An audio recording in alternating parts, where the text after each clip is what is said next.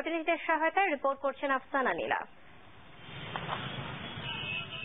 সাতক্ষীরার আগরদাড়ি ইউনিয়নের সিকরি এলাকায় যৌথ বাহিনীর সঙ্গে বিএনপি জামায়াতের সংঘর্ষে গুলিবিদ্ধ হয়ে আনোয়ারুল ইসলাম নামে এক ইউপি চেয়ারম্যান নিহত হন। চুয়াডাঙ্গায় শহরের শহীদ হাসান চত্বরে রাস্তা আটকে অবস্থান নেয় বিএনপির নেতাকর্মীরা। কুড়িগ্রামে সড়ক অবরোধ করে ঘণ্টাব্যাপী অবস্থান কর্মসূচি পালন করে 18 দলের নেতাকর্মীরা। মুন্সিগঞ্জে ঢাকা মাওয়া মহাসড়কের মাওয়া থেকে কেরানীগঞ্জের বাবুবাজার ও বুড়িগঙ্গা ব্রিজ পর্যন্ত পুলিশের 7টি চেকপোস্ট বসানো হয়।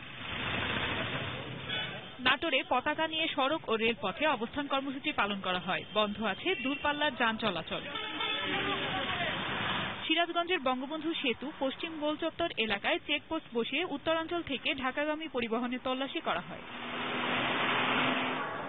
রাজশাহী থেকে বন্ধ আছে ঢাকাগামী ও দূরপাল্লার বাস ও ট্রেন চলাচল। চাঁদপুরে পৌর বাস স্ট্যান্ডে ঢাকাগামী বাস না পেয়ে বিক্ষোভ করে 18 দলের নেতাকর্মীরা।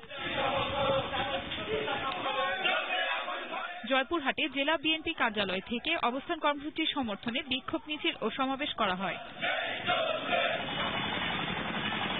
এদিকে ঢাকা আরিচা ও আশুলিয়ার বাইপাইলে আব্দুল্লাহপুর মহাসড়কে মিছিল করেছে আওয়ামী লীগ ও সহযোগী সংগঠনের নেতাকর্মীরা।